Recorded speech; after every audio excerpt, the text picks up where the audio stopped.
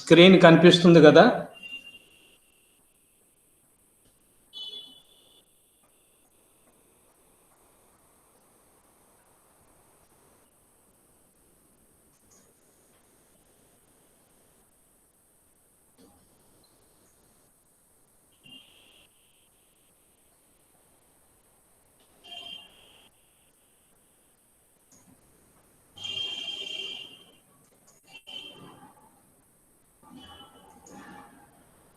Screen కనిపిస్తుందా కుమార్? కనిపిస్తుంది sir. Okay. మొన్న మనం 3 పద్ధతులు చెప్పుకున్నాము గోళీయ విపతనాన్ని తగ్గించడానికి. ఇవాళ ఇంకొక 2 పద్ధతులు ఉన్నాయి. ఆ 2 పద్ధతులు తెలుసుకుందాం. Okay sir. దీంట్లో మనం 2 సమతల కుంభాకార కటకాలు తీసుకుంటాం. ఇది ఒక సమతల కుంభాకార కటకము, ఇది ఇంకొక సమతల కుంభాకార కటకం. ఈ 2 కుంభాకార కటకాలని అంటే ప్లేనో కాన్వెక్స్ లెన్సెస్ అంటారు. ఈ 2 లెన్సెస్ని కొంత దూరంలో కొయాక్సియల్గా ఉంచాం. కొయాక్సియల్గా అంటే ఏక అక్షయంగా, అంటే 2 ప్రధాన అక్షాలు కలిసిపోయే విధంగా వాటిని కొంత దూరంలో ఉంచి, అప్పుడు కూడా మనం స్పెరికల్ అబరేషన్ లేదా గోళీయ విపతనము అనేటువంటి దాన్ని మనం తగ్గించవచ్చు లేదా నివారించవచ్చు. ఇప్పుడు దానికి కండిషన్ ఏమిటి అనేటువంటిది ఇప్పుడు మనం రాబట్టాలి. ఇక్కడ చూడండి, L1 అనేటువంటి ఒక ప్లేనో కాన్వెక్స్ లెన్సు, L2 అనేటువంటి ఇంకొక ప్లేనో కాన్వెక్స్ లెన్సు, ఈ 2 తీసుకున్నాము. ఈ మొదటి కటకానికి నాభ్యంతరము స్మాల్ f1 ఫోకల్ లెంగ్త్, దీనికి స్మాల్ f1. అట్లనే L2 అనేటువంటి ఈ కటకానికి నాభ్యంతరము లేదా ఫోకల్ లెంగ్త్ స్మాల్ f2. ఈ 2 కటకాల మధ్య ఉండేటువంటి దూరం D అని అనుకోండి. తర్వాత ఇక్కడ చూడండి, ఈ ముఖ్యాక్షానికి సమాంతరంగా ఒక కాంతి కిరణము AB అనేటువంటిది వచ్చి మొదటి కటకము L1 మీద పడుతుంది. మొదటి కటకం మీద పడితే ఇప్పుడు రెండవ కటకం అక్కడ లేదు అని అనుకోండి. అప్పుడు ఈ కాంతి కిరణం నేరుగా ఏమవుతుందంటే చూడండి, F1' అనే చోట ప్రతిబింబాన్ని ఏర్పరుస్తుంది. F1' ఇది ప్రతిబింబం. ఇప్పుడు ఈ F1 దగ్గర నుంచి ఈ L1 వరకు ఉండేటువంటి దూరాన్ని ఏమంటారంటే ఈ మొదటి కటకం యొక్క నాభ్యంతరం అవుతుందన్నమాట. L1 F1' is equal to the focal length of the first lens. ఎందుకు అవుతుందంటే కటకం మీద ఎప్పుడైనా సరే సమాంతర కాంతి కిరణాలు వచ్చి పడితే అవి ఎక్కడ కలుసుకుంటాయో దాన్నేమో నాభి లేదా ఫోకస్ అంటారు. ఫోకస్ నుంచి లెన్స్ వరకు ఉండేటువంటి దూరాన్ని ఫోకల్ లెంగ్త్ అంటారు. దానిని F చేత సూచిస్తారు. ఇక్కడ ఈ మొదటి కటకానికి నాభ్యంతరము F1 కాబట్టి ఇక్కడ నుంచి ఇక్కడ వరకు ఉండేటువంటి దూరము F1 అవుతుంది. ఇప్పుడు మనం ఏం చేసాము, రెండవ కటకాన్ని కూడా ఇక్కడ తీసుకొచ్చి పెట్టాము.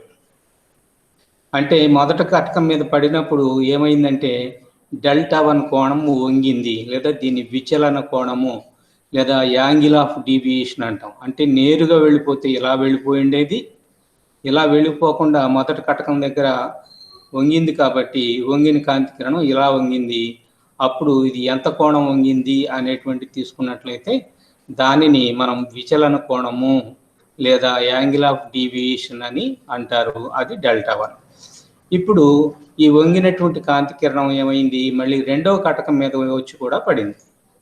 రెండవ కటకం మీద వచ్చి పడిపోయినప్పుడు ఇది చూడండి, ఇక్కడ సమాంతరంగా వచ్చి పడలేదు, ఏదో కొంత వాలుగా పడింది. వాలుగా పడింది కాబట్టి ఇక్కడ మళ్ళీ నాభ్యంతరం అనే విషయం రాదు. ఇది రెండవ కటకం మీద ఎంత ఎత్తులో పడిందంటే ఇదిగో చూడండి, నేను ఇక్కడ హైలైట్ చేస్తున్నాను, H2 ఎత్తులో పడింది. మొదటి కటకం మీదేమో H1 ఎత్తులోను, రెండవ కటకం మీదేమో H2 ఎత్తులోను పడింది. H2 ఎత్తులో పడినప్పుడు ఇది ఇక్కడ ఇంకొంత కోణం వంగి, ఆ వంగినటువంటి కోణం Δ2. So Δ2 is the angle of deviation at the second lens. అప్పుడు తుది ప్రతిబింబం ఎక్కడ ఏర్పాటు చేసిందంటే ఈ ఎఫ్ దగ్గర ఏర్పడిందనమాట. కాబట్టి మొదటి కటకం మీద H1 ఎత్తులోను, రెండవ కటకం మీద H2 ఎత్తులోను పడి మొదటి కటకం దగ్గర Δ1 డీవియేషన్ తీసుకొని, రెండవ కటకం దగ్గర Δ2 డీవియేషన్ తీసుకొని అప్పుడు తుది ప్రతిబింబాన్ని ఎక్కడ ఏర్పరిచిందంటే ఈ ఎఫ్ డాష్ దగ్గర ఏర్పరిచింది. మనం ఇంతకు ముందు చూడండి, గోళీయ విభజనము లేదా స్పెరికల్ ఎబరేషన్ అనేటువంటిది తగ్గించుకోవాలంటే విచలనము అనేటువంటిది రెండు తలాల దగ్గర అంటే ఇక్కడ మన ఉద్దేశం ఏంటంటే రెండు కటకాల దగ్గర, అట్ టూ లెన్సెస్, రెండు కటకాల దగ్గర కూడా సమానమైనటువంటి విచలనాలు జరగాలి.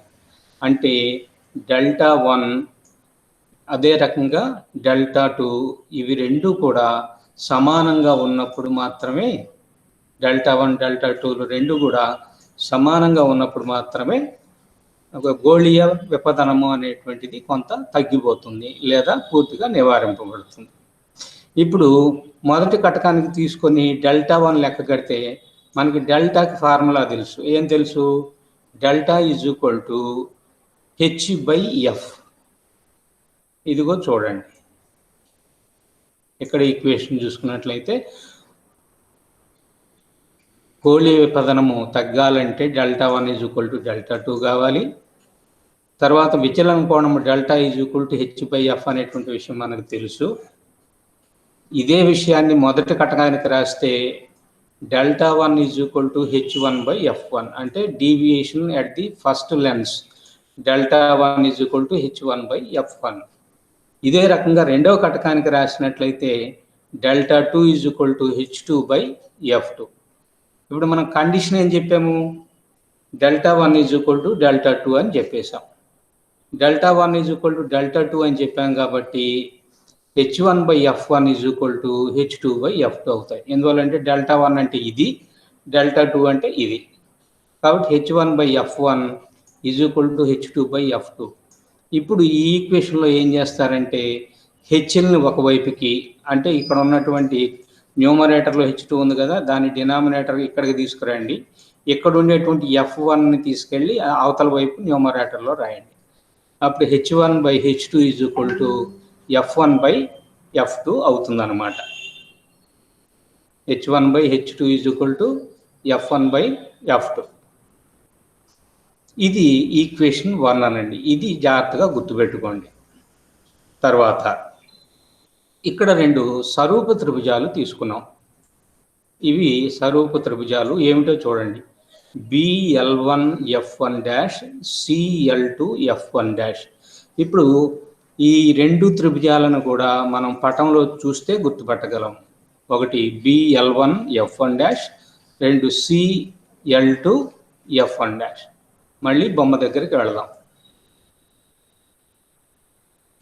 ఇప్పుడు చూడండి, ఈ ఫిగర్లో చూస్తే ఇది B, ఇది L1, ఇది BL1, F1' అంటే ఇది. అంటే ఇదిగో ఇక్కడి నుంచి ఇక్కడకు ఉండేటువంటి, మళ్ళీ చూపిస్తాను ఒకసారి, ఇదిగోండి ఈ త్రిభుజం BL1F1'. ఇక్కడ ఉండేటువంటి ఈ త్రిభుజం ఏమవుతుంది? మనం మొట్టమొదట త్రిభుజం అవుతుంది. తర్వాత రెండవది ఏమిటి? CL2F1'. ఇదిగో ఈ త్రిభుజం, ఇది CL2F1'. ఇప్పుడు ఈ రెండు సరూప త్రిభుజాలు లేదా సిమిలర్ ట్రయాంగిల్స్. కాబట్టి సిమిలర్ ట్రయాంగిల్స్ అంటే అర్థం ఏమిటంటే ఒక ట్రయాంగిల్లో ఉండేటువంటి 3 యాంగిల్స్ కూడా ఇంకొక ట్రయాంగిల్లో ఉండేటువంటి 3 యాంగిల్స్ సమానం అవుతాయి. అట్లాంటప్పుడు వాటిని ఏమంటారంటే సిమిలర్ ట్రయాంగిల్స్ లేదా సరూప, అంటే ఒకే రూపము కలిగిన లేదా ఒకే ఆకారం కలిగిన త్రిభుజాలు అని అర్థం అన్నమాట. ఇప్పుడు ఈ పెద్ద త్రిభుజంలో తీసుకున్న F1' దగ్గర కోణం ఒకటే, తర్వాత ఈ చిన్న త్రిభుజంలో తీసుకున్న F1' దగ్గర అదే కోణం. కాబట్టి రెండు త్రిభుజాలలో F1' అనేటువంటిది ఉమ్మడిగా ఉన్నది, కామన్ యాంగిల్ అన్నమాట. తర్వాత L1 దగ్గర తీసుకుంటే లంబకోణం, అవునా, రైట్ యాంగిల్. అట్లనే L2 దగ్గర తీసుకున్నా కూడా రైట్ యాంగిల్. కాబట్టి ఇక్కడ రైట్ యాంగిల్, ఇక్కడ రైట్ యాంగిల్, ఈ యాంగిల్ ఏమో రెండిట్లో కూడా కామన్గా ఉన్నది కాబట్టి ఇక మూడో యాంగిల్ కూడా ఆటోమేటిక్గా సమానం అయిపోతుంది. ఇక్కడ ఏమిటంటే అడ్జసెంట్ సైడ్స్ యొక్క రేషియోస్ ఈక్వల్ అవుతాయి. అంటే ఇక్కడ బిఎల్1 తీసుకుంటే అంటే బిఎల్1 ఈజ్ ఎంతకు సమానం అయిపోయింది? H1కి సమానం అయిపోతుంది. H1 బై CL2 అంటే ఎంతకు సమానం అయిపోయింది? H2కు సమానం అయిపోయింది. కాబట్టి ఇక్కడ రేషియో ఏమవుతుంది? ఆ రెండు ఆసన్న భుజాల రేషియో ఎంత అవుతుందంటే H1/H2. తర్వాత ఇక ఈ కింద ఉండేటువంటి బేస్ ఉన్నది కదా, ఈ బేస్కు సంబంధించి చూడండి, ఇది దేనికి సమానమైంది? Focal length of the first lens అంటే L1. అంటే L1 F1 dash is equal to ఎంతకు సమానము? F1కి సమానం అయిపోయింది. అవునా? ఇక రెండవ దానికి ఆసన్న భుజం తీసుకున్నట్లయితే ఇదిగో ఇక్కడి నుంచి ఇక్కడ వరకు ఉండేటువంటి దూరం అవుతుంది. ఈ దూరాన్ని మనం F2 విషయంలో మనం కొలవలేము. ఎందువల్లంటే ఈ లెన్స్ మీద కూడా కాంతి కిరణం కనుక సమాంతరంగా వచ్చి పడితే అప్పుడు దాన్ని నాభి దగ్గర కలుసుకునేది. కానీ ఇది వాలుగా పడింది కదా, కాబట్టి మనకి ఇక్కడ F2 అనేటువంటిది మన దగ్గర లేదు. అయితే దీన్ని ఇంకొక రకంగా కూడా చెప్పొచ్చు. ఎట్లా చెప్పొచ్చు అంటే ఈ L1 దగ్గర నుంచి F1 డాష్ దగ్గర వరకు ఉండేటువంటి దూరంలో నుంచి అంటే F1లో నుంచి ఇక్కడి నుంచి ఈ దూరము అంటే ఏమిటిది? D. ఆ F1లో నుంచి D తీసేస్తే అప్పుడు మనకి ఈ దూరం వస్తుందన్నమాట. కాబట్టి ఇప్పుడు మనం ఏం చెప్పచ్చు? ఈ భుజము H1 బై ఈ భుజము H2 ఈజ్ ఈక్వల్ టు ఈ భుజము F1 బై ఈ భుజం F1 మైనస్ D అవుతుంది. ఇప్పుడు ఆ ఈక్వేషన్ల దగ్గరికి వెళ్దాం. ఏం కుమార్, అర్థమవుతుందా? అర్థమవుతుంది సార్. ఇదిగో చూడండి, మళ్ళీ ఇక్కడ రాశాను. BL1 by CL2. ఇప్పుడే చెప్పుకున్నాం కదా, BL1 is equal to H1, CL2 is equal to H2. అట్లనే పెద్ద త్రిభుజం యొక్క బేస్ లేదా భూమి L1 F1 డాష్, చిన్న త్రిభుజం యొక్క భూమి L2 F1 డాష్. కాబట్టి పైదేమో F1కి సమానం అయిపోయింది, కిందదేమో F1 మైనస్ Dకి సమానం అయిపోయింది. ఇది ఈక్వేషన్ 2 అనుకోండి. ఇప్పుడు ఈక్వేషన్ 1, ఈక్వేషన్ 2 రెండు కనుక చూసినట్లయితే ఇది H1/H2కే, తర్వాత ఇది కూడా H1/H2కే రాసినటువంటి సమీకరణాలు. అంటే రెండు సమీకరణాలలో కూడా ఈక్వేషన్స్లో కూడా లెఫ్ట్ సైడ్స్ ఏమున్నాయి? H1/H2లో ఉన్నాయి. కాబట్టి లెఫ్ట్ హ్యాండ్ సైడ్స్ రెండు ఈక్వల్ కాబట్టి రైట్ హ్యాండ్ సైడ్స్ కూడా ఈక్వల్ కావాలి. అంటే F1/F2 is equal to F1/F1 minus T. ఇదిగో అదే విషయాన్ని ఇదిగో ఇక్కడ రాశాను. F1/F2 is equal to F1/F1 minus D. ఇప్పుడు చూడండి, ఇక్కడ న్యూమరేటర్లో F1 ఉన్నది, ఇక్కడ న్యూమరేటర్లో F1 ఉన్నది. న్యూమరేటర్ అంటే లవము, పైన ఉండేటువంటిది, బైక్ పైన ఉండేటువంటిది. ఇవి రెండు ఒకదానికొకటి క్యాన్సిల్ అయిపోతే అప్పుడు డినామినేటర్స్ రెండు కూడా ఈక్వల్ అవుతాయి. కాబట్టి ఇది ఎంత అవుతుందో ఇది ఎంత అవుతుంది అంటే F2 is equal to F1 minus D అని రాయొచ్చు. ఈ Dని మైనస్ D ఉంది కదా, దీన్ని లెఫ్ట్ హ్యాండ్ సైడ్కి తీసుకొచ్చేసి ఈ ప్లస్ F2 నాటి తీసుకెళ్తే మైనస్ F2 అవుతుంది. అప్పుడు D ఈజ్ ఈక్వల్ టు ఎంతకు సమానం అవుతుందంటే F1 మైనస్ F2కి సమానం అవుతుంది. కాబట్టి రెండు ప్లేనో కాన్వెక్స్ లెన్సెస్ తీసుకొని వాటి నాభ్యంతరాలు ఎంత ఉన్నాయో ఆ నాభ్యంతరాల తేడాకి సమానంగా ఉండేటట్లు రెండు కటకాలని అంత దూరంలో కనుక ఉంచినట్లయితే అప్పుడు గోళీయ విపదనము లేదా స్పెరికల్ ఎబరేషన్ అనేటువంటిది ఎలిమినేట్ అవుతుంది, అంటే తొలగించబడుతుంది. ఇది 4వ పద్ధతి. దేనికి? ఈ స్పెరికల్ ఎబరేషన్ని తగ్గించేటువంటి పద్ధతులు. ఇప్పటికి మనం 4 పద్ధతులు చెప్పుకున్నాం. నెక్స్ట్ ఏం చేద్దామంటే 5వ పద్ధతికి వెళ్దాం. 5వ పద్ధతిలో పెద్ద ఎక్స్ప్లెయిన్ చేయడానికి ఏమీ లేదు. ఇక్కడ చూడండి, వ్యత్యస్త కటకాన్ని ఉపయోగించి గోళీయ విపదనాన్ని తగ్గించుట. వ్యత్యస్త కటకము అంటే దానిని క్రాస్డ్ లెన్స్ అని అంటారు. కాబట్టి using a crossed lens we can minimize the spherical aberration. కాబట్టి minimization of spherical aberration using crossed lens. ఇక్కడ ఈ క్రాస్డ్ లెన్స్ అనేటువంటి పదం మనకి కొత్తగా వచ్చింది. లెన్స్ అంటే తెలుసు కానీ క్రాస్డ్ లెన్స్ అంటే తెలియదు. అయితే మనకు ఒక విషయం తెలుసు, వక్రతా వ్యాసార్థాలు అనే పదాలు మనం విన్నాం. క్యాపిటల్ R1, క్యాపిటల్ R2 ఇవి స్టార్టింగ్లోనే మనం చెప్పుకున్నాం. వక్రతా వ్యాసార్థం అంటే రేడియస్ ఆఫ్ కర్వేచర్ అన్నమాట. అంటే మనం కటకం తీసుకున్నట్లయితే కటకానికి మళ్ళీ ఒకసారి మీకు కటకం బొమ్మను చూపిస్తాను. ఇదిగో చూడండి, ఇక్కడ ఈ కటకాన్ని చూస్తే మీకు అర్థమవుతుంది. కటకంలో ఇది లెఫ్ట్ సర్ఫేసు, ఇది రైట్ సర్ఫేసు. ఇప్పుడు ఈ లెఫ్ట్ సర్ఫేస్ని మనం అలా ఎక్స్టెండ్ చేస్తే ఒక స్పియర్ వస్తుందని చెప్పాము. ఆ స్పియర్ యొక్క రేడియస్ ఎంత ఉంటుందో అది దీని యొక్క రేడియస్ ఆఫ్ కర్వేచరు లేదా వక్రతా వ్యాసార్థం. అట్నే రైట్ సైడ్ ఉండేటువంటి ఈ తలం ఉన్నది కదా, దీన్ని కూడా మనం ఇలాగ ఎక్స్టెండ్ చేస్తే ఇది కూడా ఒక స్పియర్ ఇస్తుంది. ఆ స్పియర్ యొక్క రేడియస్ ఇది అవుతుంది అనమాట.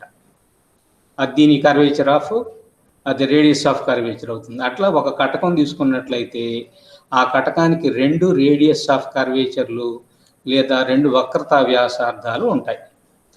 జనరల్గా మనం వక్రతా వ్యాసార్థాలు తీసుకుంటున్నప్పుడు లెఫ్ట్ సైడ్కి ఎంతైతే రేడియస్ ఆఫ్ కర్వేచర్ ఉంటుందో రైట్ సర్ఫేస్ కూడా, అంటే ఆ కర్వ్డ్ సర్ఫేస్ కూడా రేడియస్ ఆఫ్ కర్వేచర్ అంతే ఉంటుంది. వీటిని మనం ఇటువైపు దాన్నేమో R1 అన్నాము, క్యాపిటల్ R1, ఇటువైపు దాన్నేమో క్యాపిటల్ R2 అన్నాము. జనరల్గా మనం తీసుకునేటువంటి కుంభాకార కటకాలు అంటే కాన్వెక్స్ లెన్స్లో కానీ లేదా పుటాకార కటకాలు అంటే కాన్కేవ్ లెన్సుల్లో కానీ R1 = R2 అంటే 2 తలాల యొక్క వక్రతా వ్యాసార్థాలు సమానంగా ఉంటాయి. ఇప్పుడు అట్లా కాకుండా దీనికి ఉండేటువంటి R1 విలువ వేరుగాను, అలానే ఈ సర్ఫేస్కి ఉండేటువంటి R2 విలువ ఇంకొకటిగాను ఉన్నట్లయితే అంటే అర్థం ఏమిటంటే capital R1 is not equal to capital R2. అంటే మొదటి తలం యొక్క వక్రతా వ్యాసార్థము రెండవ తలం యొక్క వక్రతా వ్యాసార్థానికి సమానంగా లేనట్లయితే అట్లాంటి లెన్సెస్ని మనము వ్యత్యస్త కటకాలు లేదా క్రాస్డ్ లెన్సెస్ అంటారు. So in case of crossed lens the radii of curvatures of the two surfaces are not equal. ఇది గుర్తుపెట్టుకోండి. అట్లాంటి దాన్ని ఏమంటారంటే మనం వ్యత్యస్త కటకము అంటాం. తర్వాత వ్యత్యస్త కటకం అయిపోయిన తర్వాత ఇక్కడ ఆకృతి గుణకము, దీన్ని ఇంగ్లీష్లో షేప్ ఫ్యాక్టర్ అని అంటారు. ఆకృతి గుణకము లేదా షేప్ ఫ్యాక్టర్, దానిని బీటా అనేటువంటి అక్షరం చేత సూచిస్తాం. ఇప్పుడు మనం చెప్పుకున్నాం కదా R1, R2లని వక్రతా వ్యాసార్థాలు లేదా రేడియై ఆఫ్ కర్వేచర్ అని.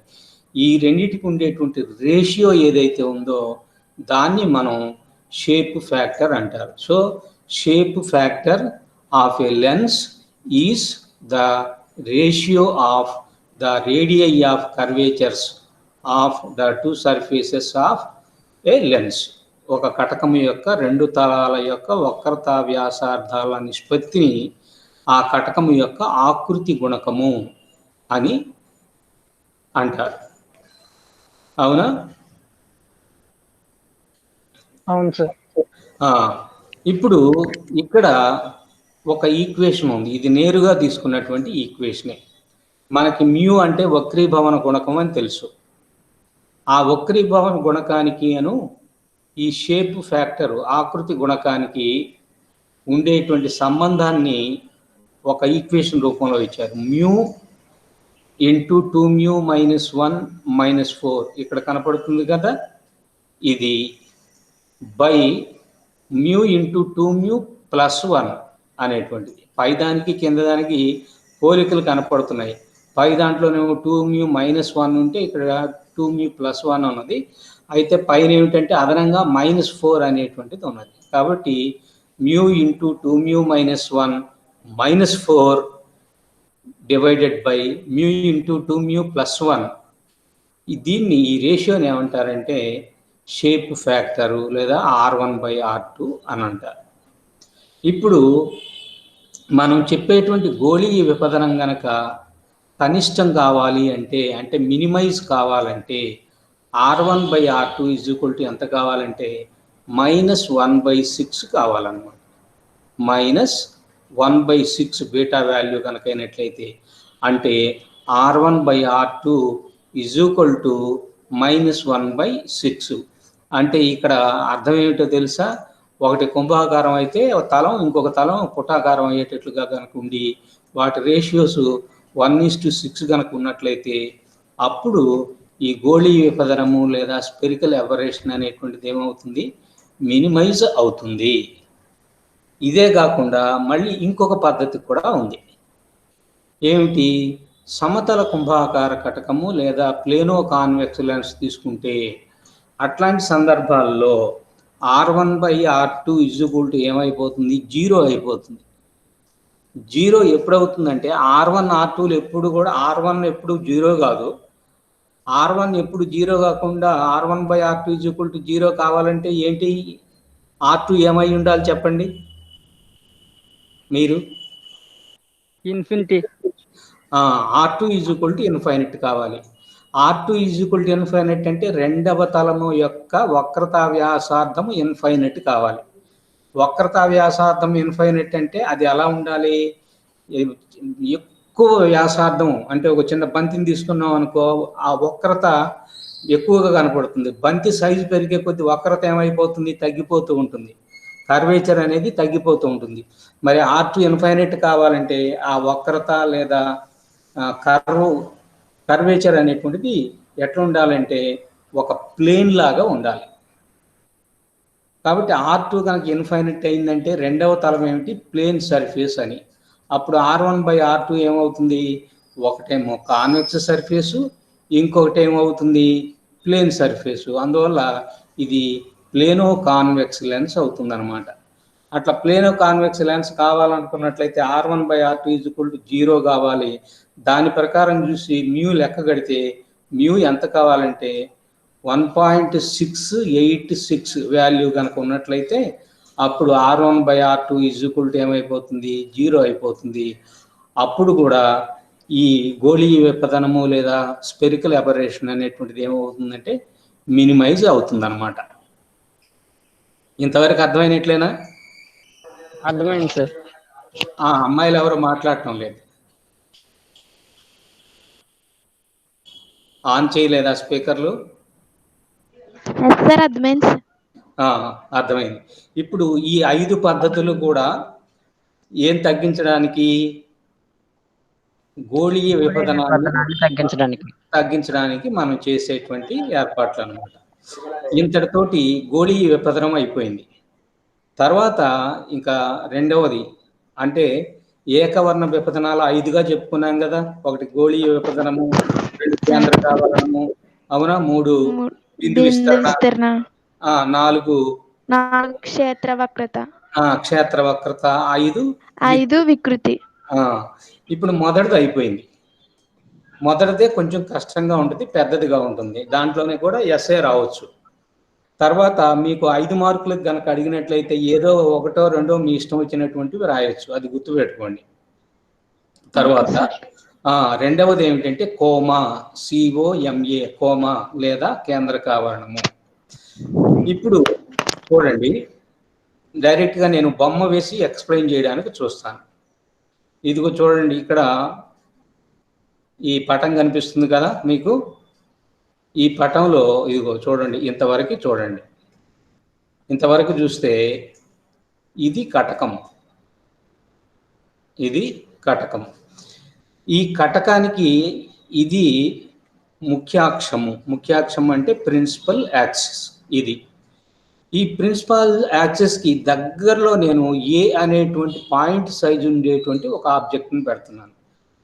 కాబట్టి ఇక్కడ వస్తువుని ఎక్కడ పెట్టానంటే ముఖ్యాక్షానికి దగ్గరగా ఉండేటువంటి బిందువు దగ్గర నేనేం పెట్టాను, ముఖ్యాక్షం మీద పెట్టలేదు. ముఖ్యాక్షానికి అంటే ఇక్కడ మీకు యారో కనిపిస్తుంది, కానీ మీరు యారో వేయకండి, ఏ అనేటువంటి బిందువు వేయండి, అంతవరకు చాలు. ఓకేనా? Okay sir. అంటే ఇక్కడ యారో పెడితే మీరు ఏమంటారంటే ఓఏ అనేటువంటిది ఆబ్జెక్ట్ అనుకుంటారు.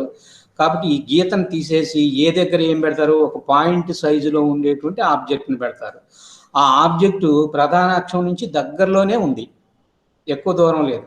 ఎక్కువ దూరం వస్తే అది ఏమవుతుందో తెలుసా, బిందు విస్తరణ నెక్స్ట్ కేసు వస్తుంది అనమాట.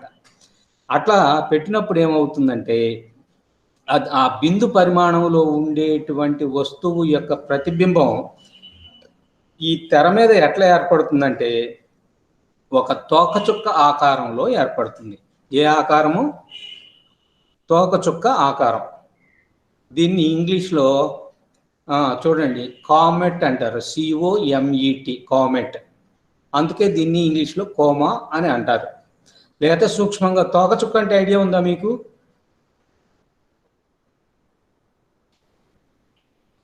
ఎప్పుడన్నా రాత్రిపూట తోకచుక్కలు పడుతుంటాయి కదా ఆకాశంలో, ఐడియా లేదా? లేదు సార్. అంటే ఇంకా సూక్ష్మంగా చెప్పాలనుకున్నట్లయితే ఒక కాలిపోయేటువంటి మంటలు వస్తున్నటువంటి బంతిని ఇసిరేస్తే ఆ ముందెళ్ళేటువంటిదేమో పెద్దదిగా ఉంటుంది, ఆ వెనకొచ్చేటువంటి లైటింగ్ సన్నబడిపోతూ వస్తుంది ఒక తోకలాగా. అట్లాంటి దాన్ని ఏమంటారంటే తోకచుక్క. ఇంకా సూక్ష్మంగా అర్థం కావాలంటే ఒక కోడిగుడ్డు షేపు. కోడిగుడ్డు ఒక వైపు ఏమో లావు ఎక్కువగా ఉంటుంది, రెండో అంచుకు వెళ్తున్న కొద్దీ మందం ఏమైపోతుంటుంది, తగ్గిపోతుంది కదా. అవును సార్. ఒకవైపు లావు ఎక్కువగా ఉండి ఒక్కొక్క వైపు వెళ్ళే కొద్దీ తగ్గిపోతూ ఉంటుంది అనమాట. అట్లాగా నువ్వు బిందు పరిమాణంలో ఉండేటువంటి వస్తువుని ముఖ్యాక్షానికి దగ్గరలో ఉంచినట్లయితే అప్పుడు కటకం ఏర్పరిచేటువంటి ప్రతిబింబము బిందు పరిమాణంలో కాకుండా ఏ ఆకారంలో ఏర్పడుతుందంటే ఒక తోకచుక్క ఆకారంలో ఏర్పడుతుంది. ఇట్లా ఏర్పరచడాన్ని ఏమంటారంటే కేంద్రకావరణము లేదా కోమా అని అంటారు. అంటే if a point size object is placed off the axis, of the axis అంటే very close to the axis అని అర్థం. Placed off to the axis, then it forms an image in the shape of a comet and this defect is called the coma. అయితే ఇప్పుడు ఈ coma అనేటువంటిది ఎట్లా ఏర్పడుతుంది అనేటువంటిది నేను వివరిస్తూ వస్తాను. మీకు ఇంతకుముందు అక్షానికి దగ్గరగా పతనమైనటువంటి కాంతి కిరణాలను ఏమన్నా గుర్తున్నదా? ఉపాక్షీయ కాంతి కిరణాలు. అక్షానికి దూరంగా పతనమైనటువంటి కాంతి కిరణాలను ఉపాంతీయ కాంతి కిరణాలు. అవునా? అవును సార్. ఈ ముఖ్యాక్షం ఉన్నదే, ఈ ముఖ్యాక్షానికి దూరంగా పడేటువంటి ఈ కాంతి కిరణం కానీ లేకపోతే ఇదిగో 3 అనేసి ఉన్నాయి చూసారా, ఆ 3 ఈ కింద ఉండేటువంటి 3 ఈ కాంతి కిరణాలు ముఖ్యాక్షం నుంచి దూరంగా పతనం అవుతున్నాయి. అంటే దీని యొక్క అంచు దగ్గర పతనం అవుతున్నాయి. వీటిని ఉపాంతీయ కాంతి కిరణాలు. ఉపాంతీయ అంటే ఏమిటంటే ఇంగ్లీష్లో మార్జినల్, అంటే మార్జిన్ అంటే అంచు, ఆ మార్జిన్కి దగ్గరలో పడుతున్నాయి కాబట్టి వీటిని మార్జినల్ రేస్ అంటారు. మార్జినల్ రేస్ ప్రతిబింబాన్ని ఇదిగో ఇలా ఏర్పరిచినాయి ఇక్కడ. అట్లనే అక్షానికి దగ్గరగా ఉండే వాటిని ఏమన్నా ఉపాక్షీయ, ఇంగ్లీష్లో పెరాక్సియల్ రేస్ అని అంటారు. ఈ పెరాక్సియల్ రేసు ప్రతిబింబాన్ని ఎక్కడ ఏర్పరిచినాయి, ఇదిగో 1I1 దగ్గర ఏర్పరిచినాయి. కాబట్టి 1 అనేటువంటి పెరాక్సియల్ రేసు I1 అనేటువంటి చోట ప్రతిబింబాన్ని ఏర్పరిచింది. ఈ I1 చోట ఏర్పడిన ప్రతిబింబం ఎలా ఉందంటే చాలా చిన్నదిగా ఉంది. అది కూడా ఒక సర్కిల్ షేప్లోనే ఉంటుంది, కానీ చిన్నదిగా ఉంటుంది. దాని తర్వాత కాంతి కిరణాలు చూడండి, ఇక్కడ ఒక 2 పడింది, ఇక్కడ ఒక 2 పడింది. మనం బొమ్మ కోసం మనం ఇక్కడ 2 వేసాం, కానీ చుట్టూ ఒక జోన్ లాగానో లేకపోతే ఒక సర్కిల్ లాగానో తీసుకున్నట్లయితే అక్షం నుంచి 1 సెంటీమీటర్ దూరంలో పడిన కాంతి కిరణాలన్నీ ఒక చోట, లేకపోతే 1.5 సెంటీమీటర్ల దూరంలో పడినటువంటి కాంతి కిరణాలన్నీ కూడా ఒక చోట అట్లా కలుసుకుంటాయి అన్నమాట.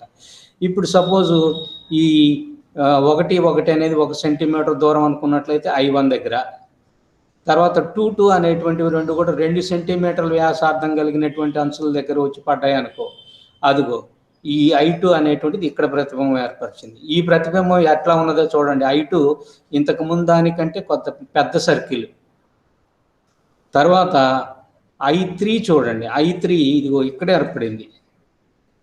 అవునా, ఇది ఉపాంతీయ రేఖల వల్ల అంటే మార్జినల్ రేస్ వల్ల అప్పుడు I3 అనేటువంటిది ఇట్లా ఏర్పడింది. దానికి బయట ఏర్పడినటువంటి కాంతి కిరణాలు ఇంకా అంచు దగ్గర తీసుకుంటే అవి I దగ్గర ప్రతిబింబాన్ని ఏర్పరుస్తాయి. ఈ ప్రతిబింబం ఎలా ఉందో చూడండి, ఇంకా పెద్ద వృత్తం కనపడిందా? కాబట్టి ఇక్కడ ఎన్ని ప్రతిబింబాలంటే అనంత ప్రతిబింబాలు ఏర్పడతాయి. అన్నీ కూడా ఎట్లాంటి చిన్న సర్కిల్ దగ్గర నుంచి మొదలు పెట్టుకొని పెద్ద సర్కిల్ వరకు ఏర్పడతాయి. ఈ సర్కిల్స్ అన్నీ కూడా ఒకే చోట ఏర్పడితే అక్కడ స్క్రీన్ కనుక ఉంచినట్లయితే అవన్నీ ఒకదాని మీద ఒకటి అధ్యారోపణము చెంది అంటే సూపర్ ఇంపోజ్ అయ్యి అది మొత్తం మీద ఎట్లా కనిపిస్తుందంటే ఒక తోక చుక్కలాగా కనిపిస్తుంది, ఒక కామెట్ షేప్లో కనిపిస్తుంది. అందువల్ల దాన్ని ఏమంటారంటే హోమా లేదా కేంద్రకావరణము అని అంటారు. అంతవరకు అర్థమైందా? అర్థమైంది సార్. కాబట్టి మార్జినల్ రేస్ తోటి వచ్చేటువంటిదేమో పెద్ద వృత్తం, ఇంకా లోపలికి వస్తున్న కొద్దీ ఆ కాంతి కిరణాలతో వస్తున్నటువంటివి ఏమో అంతకంటే చిన్న వృత్తం, అంతకంటే చిన్న వృత్తం, అంతకంటే చిన్న వృత్తం, అలాగా ఈ వృత్తాలన్నీ కూడా చూడు ఈ అంచు నుంచి ఈ అంచు దాకా చూసుకుంటూ వెళ్ళిపోతే వృత్తాలు ఏర్పడ్డాయి కాదనట్లేదు, కానీ ఆ వృత్తాల యొక్క వ్యాసార్థాలు ఏమవుతాయి, వెళ్ళినాయి, తగ్గిపోతుంది. పైనుంచి కిందకు వస్తుంటాయి, తగ్గుతుంటాయి, ఇదిగో కింద నుంచి పైకి వెళ్తుంటే పెరుగుతుంటాయి, పెరుగుతూ ఉంటాయి. ఇవన్నీ ఒకేసారి తెర మీద పడేటప్పటికి వృత్తాలుగా ఉండవు. అదంతా కూడా ఎట్లా ఉంటుందంటే ఒక తోక చుక్కలాగా ఉంటుందన్నమాట. అందువల్ల ఇట్లాంటి దోషాన్ని ఏమంటారంటే కోమా అని కానీ లేదా కేంద్రకావరణము అని కానీ అంటారు. ఇది వృత్తంగా ఎందుకు ఏర్పడుతుందని చెప్పడానికి కూడా చూడండి, ఇక్కడ ఈ బొమ్మ కనపడుతుందా మీకు?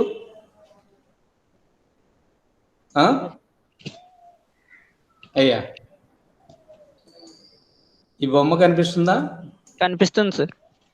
ఈ బొమ్మలో చూడండి, ఈ బయట ఇలా పెట్టాం కదా, ఆ బయట గీచినటువంటి గీతను ఏమంటుకుంటారంటే లెన్స్ అనుకోండి, అంటే కటకము అని అనుకోండి. ఈ కటకము యొక్క మధ్య బిందువు ముఖ్యాక్షము, అంటే బోర్డు తలానికి లేదా ఈ స్క్రీన్ యొక్క తలానికి లంబంగా ఒక రేఖను ఊహించుకున్నట్లయితే అది మధ్యలో గుండా ఆ వృత్తానికి మధ్యలో గుండా వెళుతున్నట్లయితే అది ముఖ్యాక్షము. అంటే ఇంతకుముందు కటకాన్ని నేను ఎట్లా చూపించానంటే ఇట్లా చూపించాను, మీకు ఇట్లా చూపించాను. ఇట్లా కాకుండా ఇప్పుడు ఇట్లా చూపిస్తాను. ఇట్లా కనుక చూపించినట్లయితే అప్పుడు ముఖ్యాక్షము ఈ షేప్లో ఉంటుంది, ఇటు స్క్రీన్కి లంబంగా ఉంటుందన్నమాట. ఆ చుట్టూ కనుక ఒక వృత్తం కనుక తీసుకున్నట్లయితే చూడండి, ఏ కింద ఏ, అవునా, ఇదిగో ఇక్కడ బి, ఆపోజిట్లో బి, ఇక్కడ సి, ఇక్కడ సి, మళ్ళీ ఇక్కడ డి, ఇక్కడ డి, అంటే ఒక వృత్తము తీసుకుంటున్నాను. దీనిని జోన్ అని కానీ మండలము అని కానీ అంటారు. ఇది ఎక్కడ తీసుకున్నాను నేను? లెన్స్ మీద, కటకం మీద తీసుకుంటున్నాను. కాబట్టి కటకం మీద ఒక వృత్తాకారపు జోన్ తీసుకున్నట్లయితే ఇదిగో చూడండి, ఈ సి బిందువులు కలిపి ఈ సి డాష్ అనే చోట కలుసుకుంటాయి, అక్కడ ఒక చుక్క ఫామ్ అవుతుంది. తర్వాత చూడండి, ఇక్కడ ఏ, ఇక్కడ ఏ, అక్కడి నుంచి వచ్చే కాంతి కిరణాలు ఇదిగో ఏ డాష్ అనే చోట కలుసుకుంటాయి, అక్కడ ఒక చుక్క. అట్లా చుట్టూ వచ్చేటువంటి కాంతి కిరణాలు అన్నీ కూడా కలుసుకొని ఒక వృత్తాన్ని ఏర్పరుస్తాయి అన్నమాట. అర్థమైందా? కాబట్టి చిన్న వృత్తం కలిగినటువంటి తక్కువ వ్యాసార్థం కలిగినటువంటి జోన్ తీసుకున్నట్లయితే చిన్న వృత్తం ప్రతిబింబం ఏర్పడుతుంది. దీనికంటే ఇంకా చిన్న వృత్తం ఇట్లా తీసుకున్నాం అనుకోండి, అప్పుడు ఈ లోపల చూడండి ఈ ప్రక్కనే మళ్ళీ ఇంకో చిన్న వృత్తం ఏర్పడుతుంది, అవునా? అట్లనే ఇదిగో ఇక్కడ ఇంత పెద్ద వృత్తం కనుక తీసుకున్నారనుకోండి, అప్పుడు దీనిపైన ఇంత పెద్ద వృత్తం ఏర్పడుతుంది. అట్లా పైనుంచి కిందకు వచ్చే కొద్దీ వృత్తాల యొక్క సైజ్ ఏమైపోతుందంటే తగ్గిపోతూ వస్తుంది అనమాట. అంటే అట్లా తగ్గిపోవడం వల్ల అన్నీ ఒకేసారి సూపర్ ఇంపోజ్ కావడం వల్ల, సూపర్ ఇంపోజ్ అంటే ఒకదాని మీద ఒకటి అధ్యారోపణం చెందడం, అంటే ఆరోపణ చెందడం అనమాట. అప్పుడు నీకు ఏర్పడేటువంటి ప్రతిబింబం ఇదిగో తోక చుక్క ఇట్లా ఏర్పడుతుంది అనమాట. మీకు రాత్రి ఉల్కలు కూడా ఉంటాయి, మీటియర్స్ అంటారు. ఆ ఆ మీటియర్స్ని చూసినా కూడా మీకు అర్థమవుతుంది. అవి జనరల్గా ఎక్కువగా పడుతూనే ఉంటాయి. తోకచుక్కలు అయితే ఎప్పుడెప్పుడో కానీ ఉల్కలు కనుకైతే రెగ్యులర్గా పడుతుంటాయి. కాబట్టి ఈ షేపుకి ప్రతిబింబం ఏర్పడితే దాన్ని కేంద్రకావరణము అంటారు. అంతవరకు కేంద్రకావరణం గురించి. ఆ కేంద్రకావరణాన్ని తగ్గించేటువంటి పద్ధతులు ఒక 2 ఉన్నాయి. ఇదిగో చూడండి, స్టాప్స్ను ఉపయోగించడం. ప్రతి పద్ధతిలో కూడా స్టాప్స్ను ఉపయోగించడం అనేటువంటిది ఆ రకమైనటువంటి విపదనాన్ని తగ్గించేటువంటి పద్ధతి. చూడండి, ఇప్పుడు స్టాప్స్ ఉపయోగించే ఏమవుతుంది చూడండి. ఇక్కడ ఒక స్టాప్ అంటే చెప్పాం కదా, ఒక అట్టముక్క లాంటి దాన్ని పెట్టేసి మధ్యలో ఒక చిన్న రంధ్రాన్ని చేసి ఆ ముక్కను తీసేస్తారు.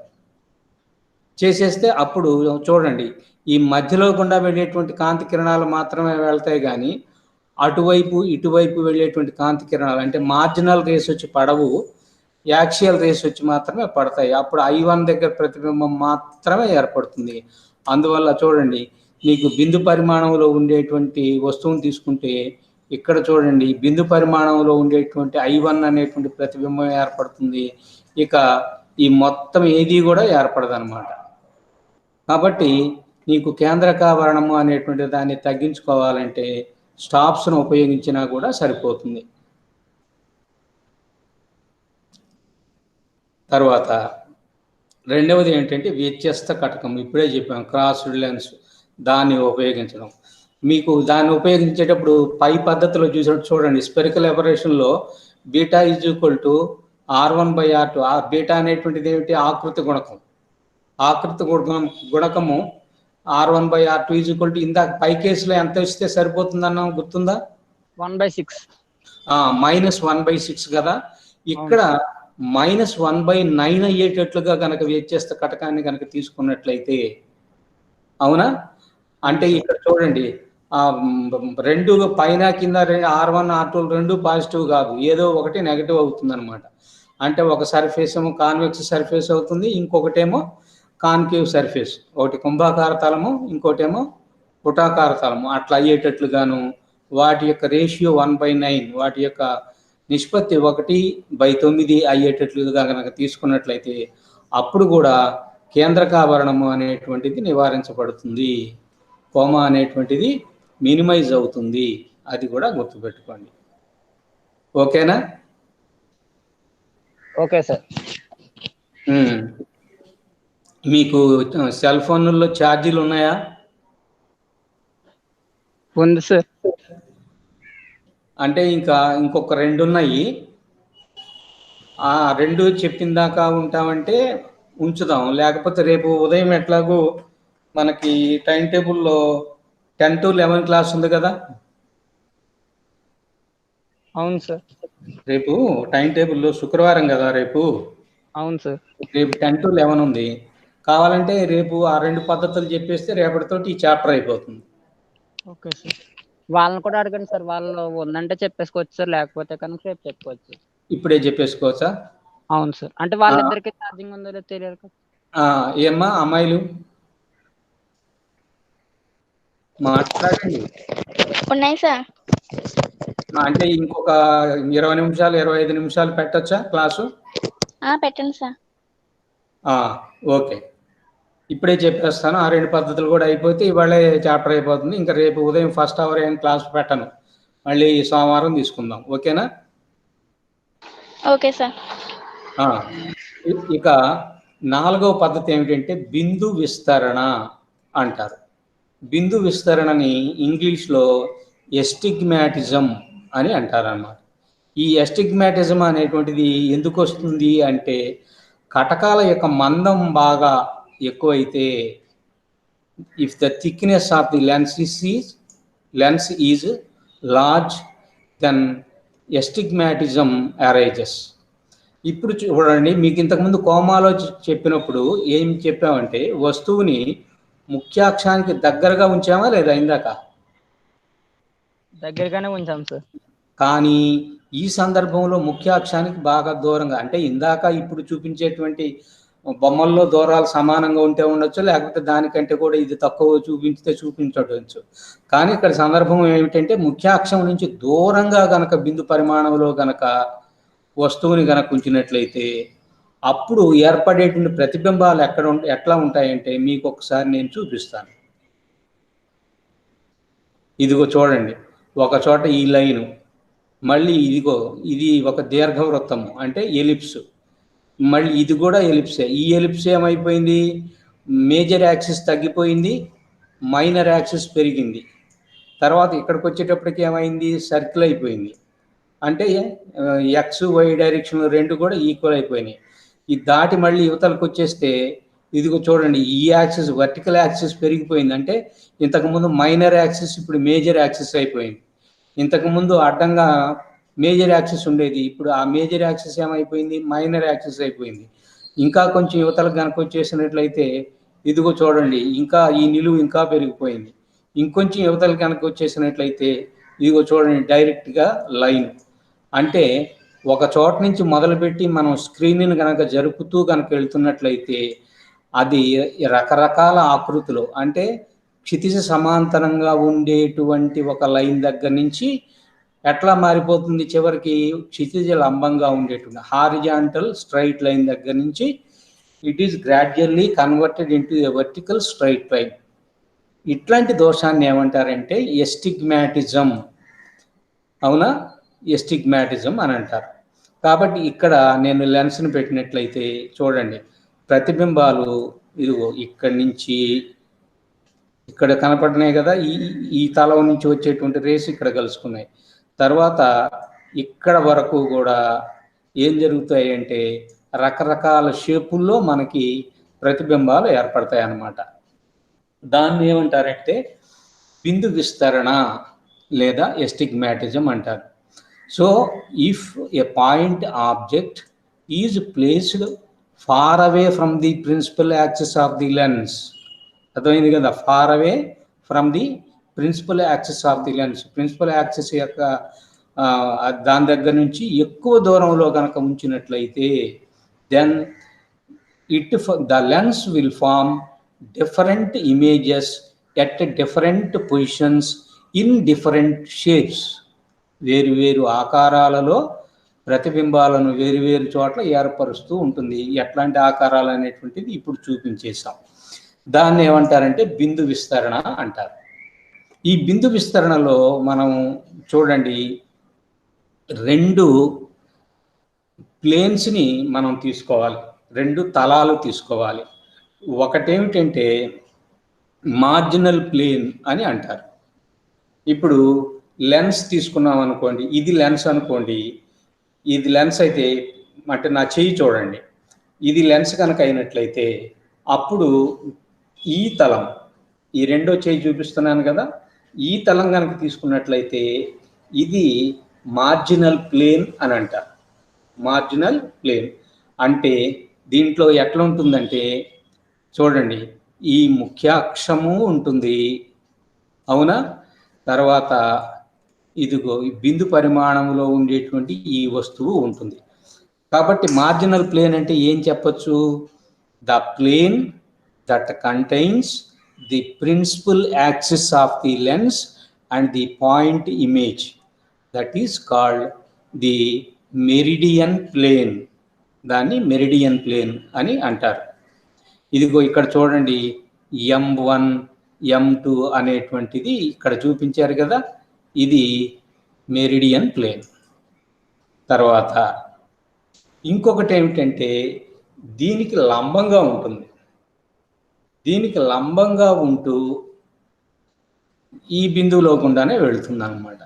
అంటే a plane perpendicular to meridian plane that contains the point object is called the sagittal plane. Sagittal తలము ఇదిగో ఇక్కడ చూపించేస్తున్నాం మనం, S1 S2 అంటే ఇందాక తీసుకున్నటువంటిది ఏమో మార్జినల్ ప్లేన్ ఇలా ఉన్నది, ఇప్పుడు తీసుకున్న సాజిటల్ ప్లేన్ ఇలా ఉంది. దీనికి ఇది లంబంగా ఉంటుందన్నమాట. ఇప్పుడు మీరు గమనించినట్లయితే చూడండి, ఇట్లా బయటగా వచ్చేటువంటి కాంతి కిరణాలు ఎక్కడ పడ్డాయి, M1 M2 అనే తలంలో పడ్డాయి. M1 M2 తలం అంటే ఏమిటి, మెరిడియన్ ప్లేన్. ఆ మెరిడియన్ ప్లేన్లో పడినటువంటి కాంతి కిరణాలు ఎక్కడ కలుసుకున్నాయి? ఎం అనేటువంటి బిందువు దగ్గర కలుసుకున్నాయి. అవునా? ఇక్కడ ఏర్పడేటువంటి ప్రతిబింబం ఏ షేప్లో ఉంటుంది? ఇదిగో ఇట్లా స్ట్రైట్ లైన్గా ఉంటుంది. ఇదిగో ఇలాగా స్ట్రైట్ లైన్గా ఉంటుంది. ఆ తర్వాత సాజిటల్ ప్లేన్లో పడేటువంటి కాంతి కిరణాలు అంటే ఒక రకంగా చెప్పాలంటే M1 M2లు అనేటువంటివి వర్టికల్ ప్లేన్ అనుకుంటే, S1 S2లు అనేటువంటివి ఏమిటంటే హారిజాంటల్ ప్లేన్ అనమాట. ఆ ప్లేన్ మీద పడినటువంటి కాంతి కిరణాలు దూరంగా ఎస్ అనే చోట, ఎస్ అనేటువంటిది సాజిటల్. అవునా? ఎం అనేటువంటిది ఏమిటి? మెరిడియన్. ఇదిగో మెరిడియన్ ఇమేజ్ ఎం చోట సాజిటల్ ఇమేజ్ అంటే సాజిటల్ ప్రతిబింబము, ఇది మెరిడియన్ ప్రతిబింబము అంటాం అన్నమాట. ఇక ఈ మధ్యలో కనుక చూసుకుంటూ వెళ్తే రకరకాల షేపుల్లో రకరకాల ప్రతిబింబాలు ఏర్పడుతూ వెళుతుంటాయి. దీని బిందు విస్తరణ అని కానీ లేదా ఏమన్నా ఎస్టిగ్మాటిజం అని అన్నాం. అవునా? వీటి యొక్క ఆకారాలు ఎట్లా ఉంటాయో ఇక్కడ చూపించేసాం కదా. ఇదిగో రకరకాల ఆకారాలు. అక్షం వెంబడి స్క్రీన్ కనుక జరుపుకుంటూ వెళితే ఇది హారిజాంటల్ లైను, తర్వాత ఎలిప్స్ వచ్చింది. అంటే మైనర్ యాక్సిస్ ఏమో వర్టికల్గా ఉంది, మేజర్ యాక్సిస్ ఇలా ఉంది. నెక్స్ట్ ఇక్కడికి వచ్చేటప్పటికి మేజర్ యాక్సిస్ సైజ్ తగ్గింది, మైనర్ యాక్సిస్ సైజ్ పెరిగింది. మళ్ళీ ఇక్కడికి వచ్చేటప్పటికి మేజరు మైనర్ రెండు ఈక్వల్ అయిపోయినాయి. మేజరు మైనర్ రెండు అంటే గురు అక్షము లఘు అక్షం అంటాం. మేజర్ అంటే గురు అక్షము, మైనర్ అంటే లఘు అక్షం. ఈ రెండు అక్షాలు సమానం అయిపోతే మళ్ళీ ఇదేమైపోయింది? వృత్తం అయిపోయింది. మళ్ళీ ఈ వర్టికల్ పెరిగింది. వర్టికల్ పెరిగిందంటే ఇంతకుముందు మైనర్గా ఉన్నటువంటిది ఇప్పుడు మేజర్ యాక్సిస్ అయిపోయింది. ఇంతకుముందు మేజర్గా ఉండేటువంటి క్షితిజ సమాంతరమైంది, మైనర్ అయిపోయింది. ఇది ఇంకా మైనర్, ఇంకా తగ్గిపోయింది, వర్టికల్ పెరిగిపోయింది. చివరికి మళ్ళీ వచ్చేటప్పటికి సాజిటల్ ప్లేన్ దగ్గరకు స్ట్రైట్ లైన్, అట్లా రకరకాల షేపుల్లో ఏర్పడతాయి అన్నమాట. దీన్ని మనం ఏమన్నాం? బిందు విస్తరణ లేదా ఎస్టిగ్మాటిజం అన్నాం. దీనికి తగ్గించడానికి ఒక 3 పద్ధతులు. ఇక్కడ కూడా మళ్ళీ ఏం చేస్తున్నాం? స్టాప్స్ను ఉపయోగిస్తున్నాం. ఏం కుమార్, అర్థమవుతుందా? అర్థమవుతుంది సార్. బిందు విస్తరణకు వచ్చేటప్పటికి ఇక్కడ స్టాప్స్ను ఉపయోగిస్తాం. స్టాప్స్ను ఉపయోగించేస్తే, స్టాప్స్ అంటే ముందైనా పెట్టచ్చు, తర్వాత అయినా పెట్టచ్చు, అది గుర్తుపెట్టుకోండి. ముందు పెట్టినా పడే కాంతి కిరణాలు పడకుండా ఉంటాయి. తర్వాత స్టాప్స్ కనుక పెట్టినేసినట్టయితే ఏమవుతాయి? బయటకు వచ్చే కాంతి కిరణాలు అవుటర్ ఎడ్జ్లో వచ్చే నిండి కూడా అట్ట మీద పడతాయి, కట్ అయిపోతాయి. మధ్యలో గుండా వెళ్ళేటువంటి కాంతి కిరణాలు మాత్రమే ప్రతిబింబాన్ని ఏర్పరుస్తాయి. ఇప్పుడు చూడండి, ఈ దూరంగా మనకేమో ఏర్పడింది? సాజిటల్.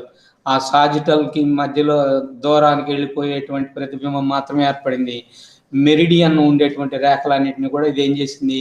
కట్ చేసింది అనమాట. దానివల్ల కూడా బిందు విస్తరణ అనేటువంటిది లేదా ఎస్టిగ్మాటిజం అనేటువంటిది కొంచెం తగ్గుతుంది. తర్వాత ఇంకొక పద్ధతి ఏమిటంటే, ఇక్కడ కూడా కుంభాకార కటకం తీసుకున్నట్లయితే ఎస్టిగ్మాటిజం అనేటువంటిది పాజిటివ్ అంటే ధనాత్మకంగా ఉంటుంది. అదే పుటాకార కటకము లేదా కాన్కేవ్ లెన్స్ తీసుకున్నట్లయితే దానికి బిందు విస్తరణ లేదా ఎస్టిగ్మాటిజం అనేటువంటిది రుణాత్మకంగా ఉంటుంది. అందువల్ల నిర్దిష్ట నాభ్యంతరాలు లేదా కొన్ని ఫిక్స్డ్ వాల్యూస్గా ఫోకల్ లెన్స్ ఉండేటువంటి ఒక కుంభాకార కటకాన్ని, ఒక పుటాకార కటకాన్ని రెండింటిని స్పృశిస్తూ ఉండేటట్లుగా ఒక యుగ్మము, ఇంతకుముందు చెప్పుకున్నాం, యుగ్మము అంటే డబులెట్, మధ్య ఖాళీ లేకుండా ఏర్పాటు చేసేటువంటి దాన్ని యుగ్మము అంటారు. దూరంగా పెడితేనేమో సంయోగము, కాంబినేషన్ అంటారు. అట్లాంటి దాన్ని ఉపయోగించి కూడా ఈ బిందు విస్తరణ లేదా ఎస్టిగ్మాటిజం అనేటువంటి దాన్ని తగ్గించవచ్చు అనమాట. కాబట్టి మొట్టమొదటి పద్ధతిలో ఏమో స్టాప్స్ను ఉపయోగించి తగ్గించవచ్చు. రెండవ దాంట్లో కుంభాకార పుటాకార కటకాలని దగ్గరగా ఉంచి అట్లా కూడా బిందు విస్తరణ లేదా ఎస్టిగ్మాటిజం అనేటువంటిది తగ్గించవచ్చు. ఈ యుగ్మాన్ని లేకపోతే ఈ కుంభాకార కటకము, ఈ పుటాకార కటకము రెండింటినీ దగ్గరగా ఉంచేసి మనం ఒక సంయోగాన్ని లేకపోతే యుగ్మాన్ని తయారు చేసామంటారు కదా, దాన్ని ఎస్టిగ్మాట్ అని కూడా అంటారు. ఏమిటది? ఎస్టిగ్మాట్. ఈ ఎస్టిగ్మాట్ను ఉపయోగించి కెమెరాలలో కూడా ఈ బిందు విస్తరణ నివారిస్తారు. అందువల్ల కెమెరాలలో దీన్ని ఎక్కువగా ఉపయోగిస్తారు. తర్వాత ఇంకొకటి ఉన్నది టోరిక్ కటకము అని. ఆ టోరిక్ కటకాన్ని లేదా టోరిక్ లెన్స్ అంటారు. ఇట్లాంటి కటకాన్ని ఉపయోగించి కూడా మనం ఈ బిందు విస్తరణని మనం తగ్గించవచ్చు. ఇక్కడ చూడండి, క్షితిజ సమాంతర వక్రత మరియు క్షితిజ లంబ వక్రత ఈ రెండు వేరువేరుగా ఉండేటువంటి ఒక కటకాన్ని తీసుకుంటే, మామూలుగా మనం ఒక వాలీబాల్ని తీసుకొని ఒకటి కోసేసామనుకోండి, అది మళ్ళీ ఊహించుకున్నట్లయితే ఒకటే రేడియస్ వస్తుంది. ఇప్పుడు దాన్ని ఒకవైపు నొక్కేశారనుకోండి, నొక్కితే ఇటు నిలువు వైపేమో ఎలా ఉంటుంది, దూరంగా ఉంటుందన్నమాట. దూరంగా ఉండడం అంటే దానికి వక్రత తక్కువ లేదా వక్రతా వ్యాసార్థం ఎక్కువ. అంటే కర్వ్ నేచర్ ఏమో తక్కువ ఉంటుంది, రేడియస్ ఆఫ్ కర్వేచర్ ఎక్కువ ఉంటుంది. ఈ నొక్కినటువంటిది ఉంటుంది కదా, అది బాగా వంగిపోతుంది. ఆ వంగిపోయినప్పుడు దానికి రేడియస్ ఆఫ్ కర్వేచర్ తీసుకుంటే తక్కువ ఉంటుంది. అప్పుడు చూడండి, ఈ క్షితిజ లంబతలం అంటే వర్టికల్ ప్లేన్లో కనుక తీసుకున్నట్లయితే రేడియస్ ఆఫ్ కర్వేచర్ ఎక్కువ ఉన్నది. తర్వాత హారిజాంటల్ ప్లేన్ కనుక తీసుకున్నట్లయితే అక్కడ రేడియస్ ఆఫ్ కర్వేచర్ అనేటువంటిది తక్కువ ఉంటుంది. అట్లాంటి కటకాలని ఉపయోగించి కూడా మనం ఏం చేయొచ్చు అంటే ఈ బిందు విస్తరణ అనేటువంటి దాన్ని తగ్గించవచ్చు. చూడండి, క్షితిజ సమాంతర వక్రత మరియు క్షితిజ లంబ వక్రతలాలు ఉన్న కటకాన్ని, అంటే వేరువేరుగా ఉండి, ఇక్కడ వేరువేరు అనే పదాలు పడలేదు కాబట్టి వేరువేరు వక్రతలు ఉండేటువంటి కటకాలను ఉపయోగించేసి, అంటే టోరిక్ కటకాలను ఉపయోగించేసి మనం ఏం చేయొచ్చు అంటే ఈ బిందు విస్తరణను తగ్గించవచ్చు. ఇక చివరిది ఏమిటంటే క్షేత్ర వక్రత, కర్వేచర్ ఆఫ్ ఫీల్డ్ అని అంటారు. ఈ కర్వేచర్ ఆఫ్ ఫీల్డ్ అంటే ఏమిటో మళ్ళీ ఒకసారి చూద్దాం. దీని విషయానికి వస్తే, ఇదిగో చూడండి, ఏబి ఇక్కడ చూడండి, ఇది వస్తువు ఏబి అనేటువంటి వస్తువు. ఈ వస్తువు ఎలా ఉంది, స్ట్రైట్గా ఉంది, అంటే సమతలంలో ఉందన్నమాట. తర్వాత ఇక్కడ నేను కటకం తీసుకున్నాను. ఈ వస్తువు దగ్గర నుంచి వచ్చినటువంటి కాంతి కిరణాలు ఇక్కడ తెరను గనక ఉంచినట్లయితే, ఇది తెర అనుకోండి, తెర మనం ఎట్లా ఉండాలి, స్ట్రైట్గా ఉండాలి. స్ట్రైట్గా తెర కనుక ఉంచినట్లయితే ప్రతిబింబం అంత క్లియర్గా ఏర్పడదు.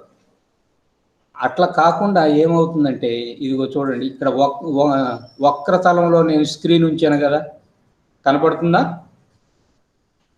కనిపిస్తుంది సార్. ఇక్కడ స్క్రీన్ నేను స్ట్రైట్గా పెట్టాలి, కానీ స్ట్రైట్గా కాకుండా ఎట్లా పెట్టేశాను,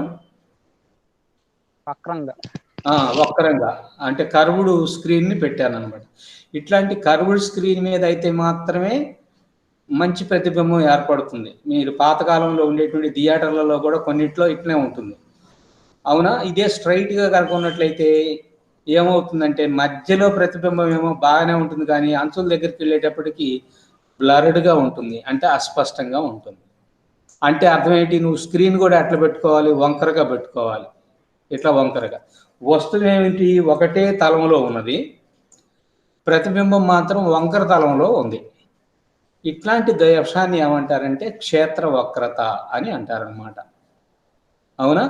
కాబట్టి కర్వేచర్ ఆఫ్ ఫీల్డ్ అంటే, if a plane object is placed before a lens, it will form the image in a curved shape.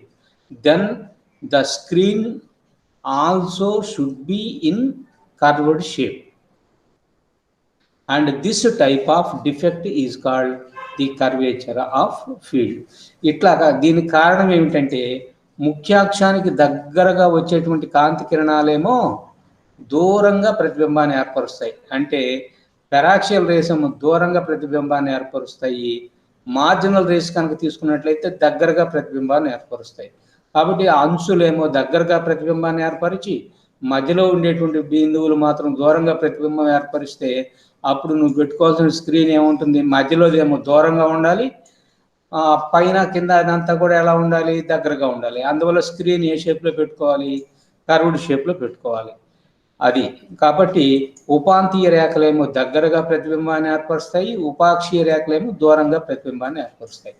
అంటే marginal rays will form the image at a near point and the paraxial rays will form the image at a far point, దూరంగా ఉండేటువంటి బిందువు దగ్గర. This type of defect is called the curvature of field. ఈ curvature of ఫీల్డ్ని మళ్ళీ నివారించడం ఎట్లా? ఇక్కడ జస్ట్ అదంటే ఏమిటో చెప్పడం, నివారించేటువంటి పద్ధతులు చెప్పడం అంతే.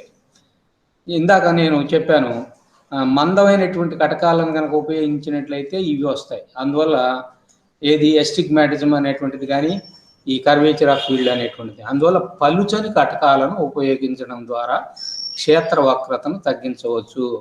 So the curvature of field can be minimized by using a thin lens or using thin lenses.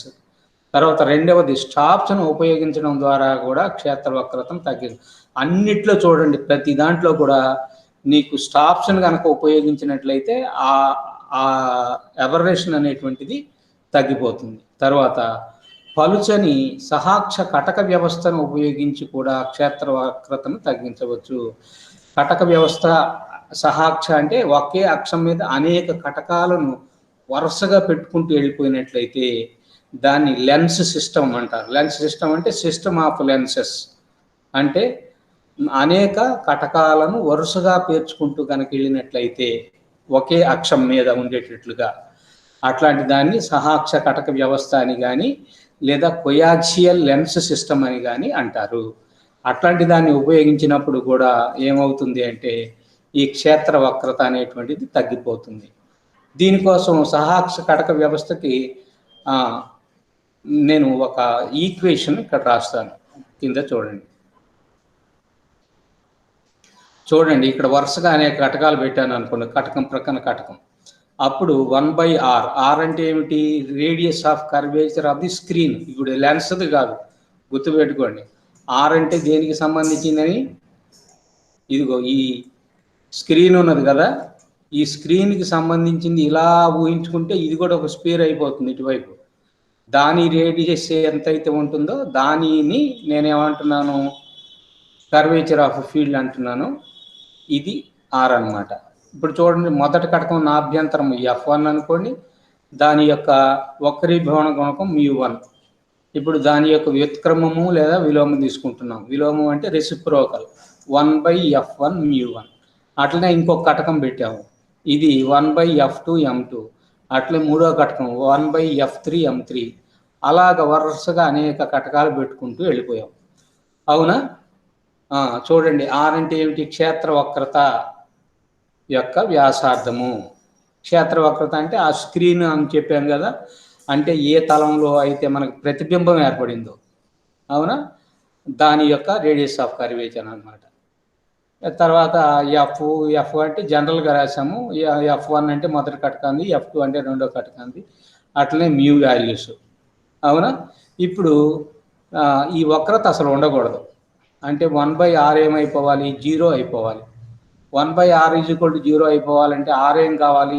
Infinite కావాలి.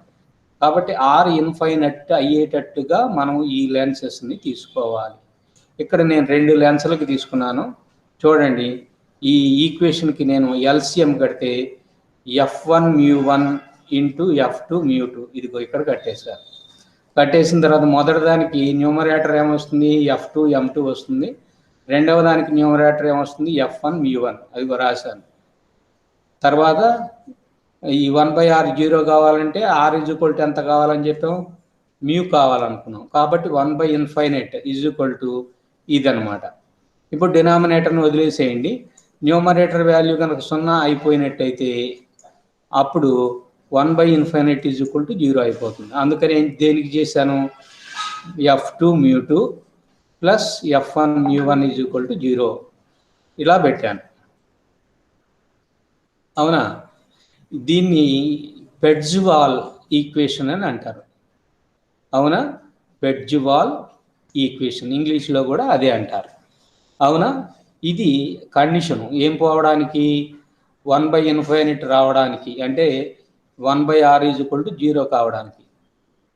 సరే, ఇక్కడ μ1 అనేటువంటిది కానీ μ2 అనేటువంటివి కానీ ఇవి రెండు ఎప్పుడు కూడా పాజిటివే. ఏ లెన్స్ తీసుకున్నా ప్రతి లెన్స్ కూడా రిఫ్రాక్టివ్ ఇండెక్స్ అనేటువంటిది పాజిటివ్ ఉంటుంది. జనరల్గా మనం తీసుకునేటువంటి లెన్సెస్లో మ్యూ వాల్యూ 1.5కి కొంచెం ఎక్కువగా కొంచెం తక్కువగా ఉంటుంటాయి, అవునా? కాబట్టి μ1 μ2 పాజిటివ్లే. కాబట్టి ఈ వాల్యూ 0 కావాలనుకున్నట్లయితే అప్పుడు ఏం కావాలి? F1 కానీ లేదా F2 కానీ ఏదో ఒకటి మైనస్ అయి ఉండాలి.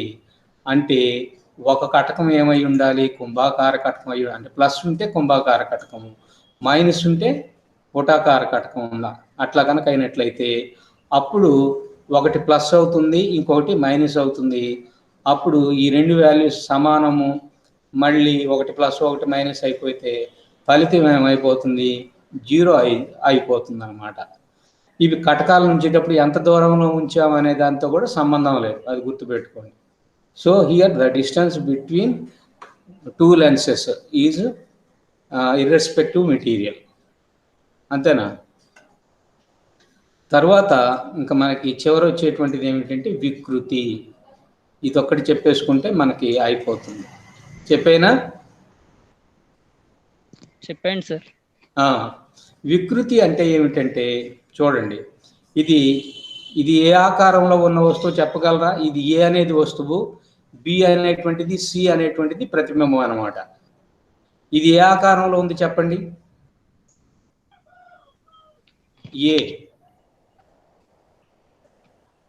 ఏ షేప్లో ఉంది? Box shape. చతురస్రం కదా? అవును సార్.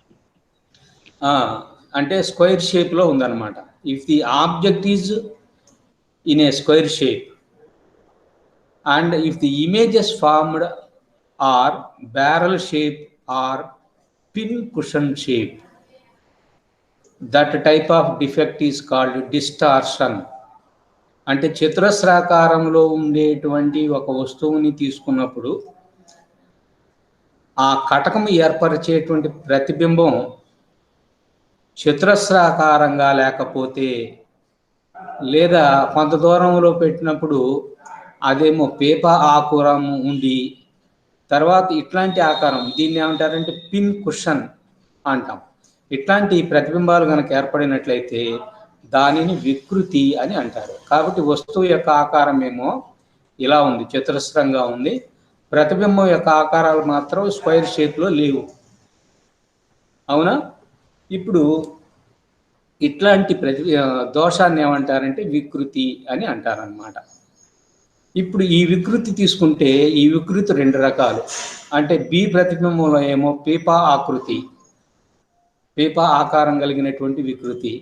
ఈ పీపా ఆకారం కలిగినటువంటి ఆ వికృతిని ఇదొకటి. ఇంకోటి ఏమిటంటే పిన్ కుషన్. పిన్ కుషన్ అంటే ఏమిటంటే రెండు పిన్నులు దూరంగా పెట్టి మధ్యలో నొక్కితే ఎలా ఉంటుంది అట్లాంటి షేప్ అన్నమాట. ఇవి రెండు రకాలు. ఇప్పుడు పీపా ఆకృతి వికృతి అంటే ఏమిటి? పీప ఆకారంగా ఉండేటువంటి వికృతి అంటే ఏమిటంటే చూడండి, ఈ మధ్యలో ప్రతిబింబాన్ని ఏర్పరిచేటువంటి కాంతి కిరణాలేమో చూడండి పెరాక్సియల్ రేస్, దూరంగా ప్రతిబింబాన్ని ఏర్పరిచేటువంటివేమో మార్జినల్ రేస్. మార్జినల్ రేస్ అంటే ఉపాంతీయ రేఖలు. ఉపాంతీయ రేఖలేమో వచ్చేటువంటి మ్యాగ్నిఫికేషన్ ఏమో తక్కువగా ఉన్నది. చూడండి ఉపాక్షీయ రేఖల వల్ల వచ్చేటువంటి మ్యాగ్నిఫికేషన్ అంటే ఆవర్ధనం ఎక్కువగా ఉంది.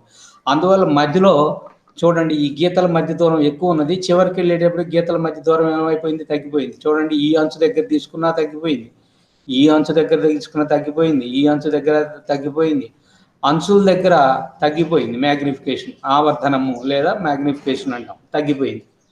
అంటే ఇవి ఏ కాంతి కారణాల వల్ల ఏర్పడినటువంటి ప్రతిబింబం? ఈ అంచులు అనేటువంటివి ఉపాంతీయ రేఖలు, కటకం యొక్క చివర్ల పతనం అయ్యేటువంటి కాంతి కిరణాల వల్ల. కాబట్టి ఉపాంతీయ రేఖల వల్ల మ్యాగ్నిఫికేషన్ తక్కువ, తర్వాత ఉపాక్షీయ రేఖల వల్ల మ్యాగ్నిఫికేషను ఎక్కువ కనుక అయినట్లయితే అప్పుడు ఏమొస్తుంది? పీపా ఆకారపు వికృతి లేదా బ్యారల్ షేప్డ్ డిస్టార్షన్ అని అంటారు. దీనికి రివర్స్ వచ్చింది అనుకోండి, ఏమిటి? పెరాక్సియల్ రేస్ వల్ల మ్యాగ్నిఫికేషన్ తక్కువ, అవన్నీ దగ్గరకు వచ్చినాయి సెంటర్లో. అదే అంచుల దగ్గర తీసుకుంటే చూడండి దూరంగా వెళ్ళిపోయినాయి. దీన్ని ఏమంటారంటే పిన్ కుషన్ వికృతి లేదా పిన్ కుషన్ డిస్టార్షన్. ఇక్కడ పెరాక్సియల్ రేస్ వల్ల వచ్చేటువంటి మ్యాగ్నిఫికేషన్ ఏమో తక్కువ ఉంటుంది. మ్యాగ్నిఫికేషన్ అంటే ఆవర్తనం, అంటే ఎన్ని రెట్లు పెంచుతుంది అనేది అనమాట. అవునా? అంచుల దగ్గర మ్యాగ్నిఫికేషన్ ఎట్లా ఉన్నది, ఎక్కువగా ఉంటుంది. అట్లాంటి దాన్ని ఏమంటారంటే పిన్ కుషన్ డిస్టార్షన్ అని అంటారు. ఇప్పుడు దీన్ని తగ్గించడం ఎట్లా అనేటువంటిది ఇంకొక 2 పద్ధతులు. అవునా? ఇక్కడ కూడా పలుచని కటకాలను ఉపయోగించి వికృతిని తగ్గించవచ్చు. అది ఒకటి గుర్తుపెట్టుకోండి. ఇంకొకటి ఆర్థోస్కోపిక్ యుగ్మము అనే ఒక పదం ఉన్నది. ఆర్థోస్కోపిక్ డబ్లెట్ అంటే ఇక్కడ చూడండి, L1 అనేటువంటి ఒక కటకం తీసుకున్నాను. అంటే ఇది కటక యుగ్మమే. ఒక కుంభాకార కటకము, ఒక పుటాకార కటకము, ఇవి రెండు కూడా ఒకదాంతో ఒకటి కలిసిపోయేటట్టుగా చేశాను. దాని యుగ్మము అంటాం. ఇది ఒక యుగ్మము.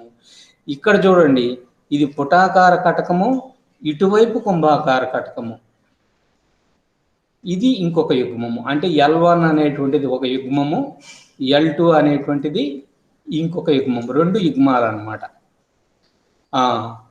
ఈ 2 యుగ్మాల మధ్యలో మళ్ళీ స్టాప్ ఒకదాన్ని పెట్టాడు. చూడండి, మధ్యలో ఉండేటువంటిది రంధ్రం పెట్టేసేసి అటువైపు ఇటువైపు కాంతి కిరణాలు రాకుండా చేసేసాడు. కాబట్టి 2 సహాక్ష సౌష్ఠవ కటకాల మధ్య స్టాపులను ఉంచేసి ప్రతిబింబములో కలిగే వికృతిని నివారించవచ్చు. ప్రతిబింబంలో వచ్చేటువంటి ఈ వికృతిని మనం తగ్గించవచ్చు. చూడండి, వస్తువు వైపు ఉన్న కటకమును పిన్ కుషన్ ఆకృతిని, తెరవైపు ఉన్న కటకము పీపా ఆకృతిని కలిగిస్తాయి. ఇదేమో పిన్ కుషన్ని కలిగిస్తుంది. ఇదేం కలిగిస్తుంది? పీపా ఆకృతి అంటే బ్యారెల్ షేప్. ఇది ఒకటి కలిగిస్తుంది, ఇదేమో దానికి వ్యతిరేకమైనది కలిగిస్తుంది. ఇవి రెండు ఒకదానికోటి ఏం చేసుకుంటాయి? రద్దు చేసుకుంటాయి, లేకపోతే క్యాన్సిల్ చేసుకుంటాయి. కాబట్టి ఇటువైపు ఏమో లెఫ్ట్ సైడ్ కటకం ఉన్నది, రైట్ సైడ్ ఏమో వస్తువు, లెఫ్ట్ సైడ్ ఏమో వస్తువు ఉన్నది, రైట్ సైడ్ ఏమో మన కన్ను ఉన్నది. వస్తువు వైపు ఏం పెట్టాలి? ఇగో ఇట్లా కటకాన్ని పెట్టాలి. అంటే కుంభాకార తలం ముందు, పుటాకార తలం తర్వాత. దీనికేమో పుటాకారం ముందు, కుంభాకారం ఏమో తర్వాత. ఈ మొదటి కటకం ఏం చేస్తుంది? పిన్ కుషన్ డిస్టార్షన్ని క్రియేట్ చేస్తుంది. ఇదేం చేస్తుంది? బ్యారల్ షేప్డ్ డిస్టార్షన్ని క్రియేట్ చేస్తుంది. ఇవి రెండు కూడా క్రియేట్ చేస్తున్నాయి. ఇది ఒకటి క్రియేట్ చేస్తే ఇది వ్యతిరేకంగా క్రియేట్ చేసింది అనుకోండి, అప్పుడు ఒకదానికొకటి అవి ఏమైపోతాయండి? క్యాన్సిల్ అయిపోతాయి. అప్పుడు స్క్వేర్ షేప్లో ఉండేటువంటి ఆబ్జెక్టు అది దానివల్ల కటకం ఏర్పరిచేటువంటి ఇమేజ్ కూడా మళ్ళీ స్క్వేర్ షేప్లోనే ఉంటుంది.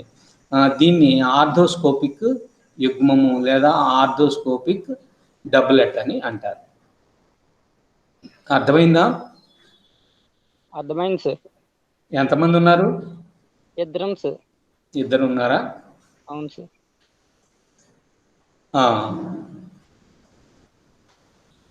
సరే, ఇంతటితోటి ఈ పాఠం అయిపోతుంది. మళ్ళీ సోమవారం కొత్త లెసన్ స్టార్ట్ చేస్తాను, వ్యతికరణము. దానికి కొంత మనం ఇంట్రడక్షన్ కూడా చెప్పుకోవాల్సిన అవసరం ఉంది. సెకండ్ యూనిట్ సోమవారం స్టార్ట్ చేస్తాను. రేపు మార్నింగ్ క్లాసు ఉండదు. ఓకేనా? Okay sir. ఇంకా నేను రికార్డింగ్ ఆపేస్తాను. Okay sir.